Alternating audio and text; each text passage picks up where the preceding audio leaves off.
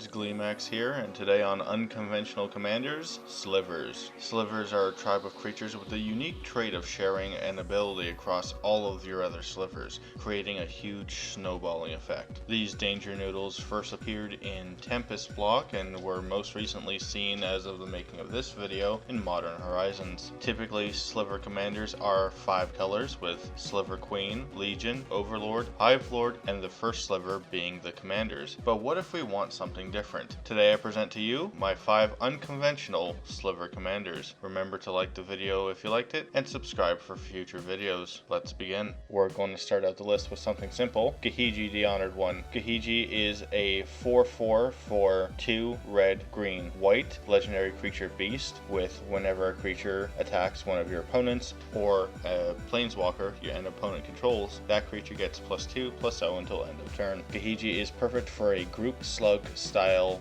Naya build. With Naya being the most aggressive sliver colors combined with forced combats, Gahiji looks to really speed up a game. We get all the best power and toughness boosting slivers, being Bone Splitter, Cleaving, Might, Sinew, Muscle, and even Gigantic, all quickly making your team huge. For keyword slivers, we have Menace with 2-headed sliver, Vigilance with Sentinel sliver, Flying and Haste with Cloud Shredder, and even Flash with Quick sliver. Double Strike is key, and we run both Fury and Bone Scythe sliver for redundancy, with Gemhide sliver and Mana Weft sliver letting us use all of our creatures as mana dorks. We can get out of control really fast. But we don't want to be the only ones attacking. Disrupt Decorum goads every other creature, forcing them to attack, but not you. Geode Rager can goad every creature a specific player controls on a landfall trigger, and Master Warcraft lets you decide every detail of combat. I think the splashiest effect in the deck will be Avatar of Slaughter, forcing combat and giving everything double strike. With our commander out giving everything not coming your way +2/+0 and double strike, what's not to love? Truly, Gahiji isn't that important in the deck, but it fulfills a solid role and is a great commander for aggressive Naya slivers. Next up, we have Arcades the Strategist. For 1 green, white, blue, you get a 3/5 Elder Dragon with Flying and Vigilance. Whenever a creature with Defender enters the battlefield under your control, you draw a card. Each creature you control with Defender assigns combat damage equal to its toughness rather than its power, and can attack as though it did not have Defender. Now I know what you're thinking, but Arcades does make a great control commander with slivers. That's right, we're leaning heavily into blue slivers for this build. Harmonic Sliver is a powerhouse and can easily shut down many decks, while Crystalline Sliver Shroud is a must-have. Psionic Sliver, coupled with the plethora of white's toughness boosting slivers, lets us control the board with 2 damage pings. Screeching Sliver combined with Scuttling Sliver may seem like a very slow way to mill out an opponent, but we can easily generate infinite mana with things like Basalt Monolith and Rings of Brighthearth, and mill out the table with these 2. Telekinetic Sliver can help you easily control big threats and redirect them to opponents in lieu of not tapping them down. I really like Constricting Sliver as well, to give every sliver a Banish or Priest effect that is super frustrating to deal with. Dormant Sliver is the best one in the deck, however. With Arcades out, giving your team Defender isn't an issue, and its card advantage coupled with the card draw from Arcades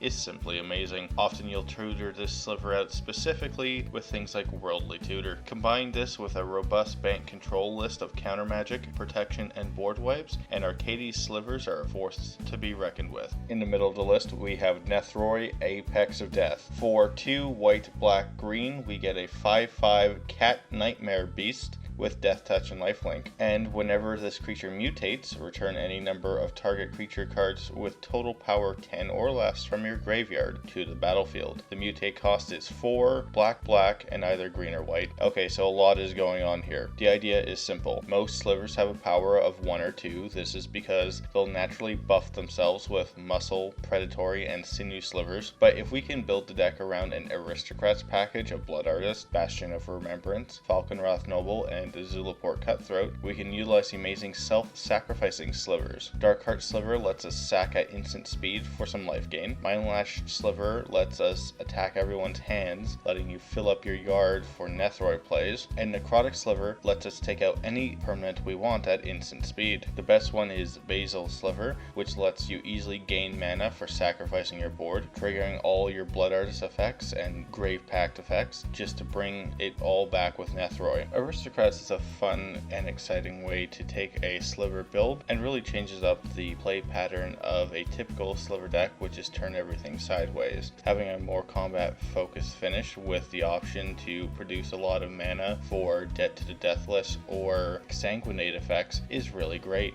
Nethroi is my number 3 on the list. My next pick is an old favorite, Riku of Two Reflections. For 2 green, blue, red, you get a 2/2 human wizard. Whenever you cast an instant or sorcery spell, you may pay blue and red. If you do, copy the spell and choose new targets for the copy. Whenever another non-token creature enters the battlefield under your control, you may pay green and blue. If you do, create a token copy of that creature. We can more or less forget about the first ability. Yes, of course it is nice to copy a rampant growth effect, but the reason we want Riku is to copy our slivers. Slivers naturally snowball, and Riku allows us to ramp out a lot of aggressive slivers like Spiteful and Thorncaster Sliver to double up their effects with the token copies. Riku lets us focus on going wide, doubling the effects of Brood Sliver and Fungus Sliver while giving our army evasion with Winged, Gale Rider, and Shifting Slivers. Creating a powerful army of evasive beaters with red giving us access to double strike and large power increases to quickly close out games. A lot of the deck revolves around token copies, so we need things like Doubling Season to double our tokens. But with blue, we've got access to clone effects as well, with Phantasmal Image, Mirror Image, and the ridiculous Progenitor Mimic, which allows us to double and triple up on effects as long as it stays on the board. Nothing really beats a kicked Rite of Replication targeting a Brood Sliver or a Clone Legion targeting yourself with Parallel Lives active. With blue's suite of counter magic protection like Fierce Guardianship and green's Heroic Intervention, your slivers are really hard to get rid of. Riku is a strong and interesting take on slivers that, while focusing on combat damage, really has a unique and fun play pattern. That is why Riku is my number 2.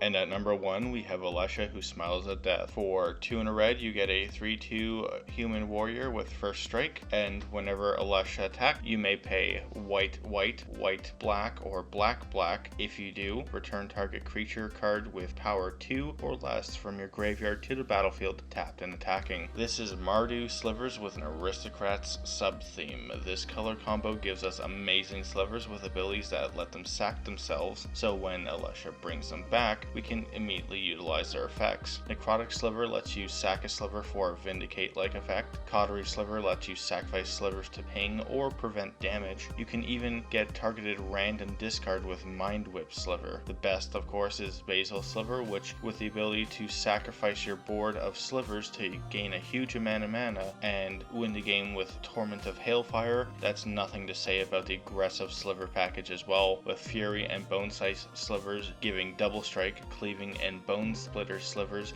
giving a +2/+0 effect. We even get Siphon Sliver for lifelink, Striking Sliver for first strike, and flying with that really weird Pulmonic Sliver. You're going to want to run either Amorphous Axe or Rune Stalactite as well. These make Alesha into a sliver and allow her to gain the various benefits. But the true power of the deck is simply this. Alesha can reanimate these slivers with her attack trigger because slivers naturally have a low power. She takes full effect of the creatures while they're in the graveyard, and once they hit the battlefield, they are tapped and attacking, receiving all the benefits from every other sliver you have on the board. Truly, Alesha, who smiles at death, is my favorite unconventional sliver commander. Alright nerds, that's it for today. Thank you for joining me on the first episode of Unconventional Commanders. If you like the video style, please let me know down in the comments. If you have any ideas for any future videos similar to this one, I would love to hear about it. Remember to like the video if you liked it, and subscribe for future content. Thanks nerds.